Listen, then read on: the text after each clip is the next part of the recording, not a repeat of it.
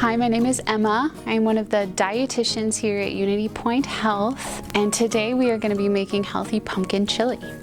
It's super easy to make, requires minimal ingredients, quick to throw together, and then you just kind of have to watch it simmer on the stove. The base of this chili, we've got some sauteed onion.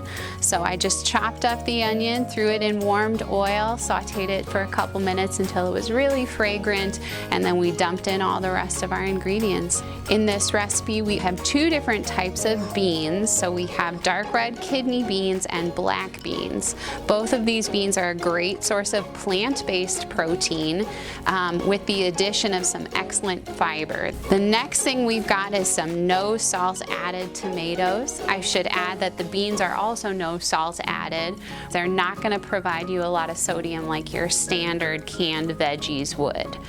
Because it has pumpkin, we get a great source of natural fiber and vitamin A. And guys, that's it.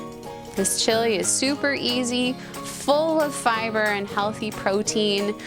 We've got additional vitamins and minerals than just your standard chili because of that pumpkin, and it should be pleasing to the whole family.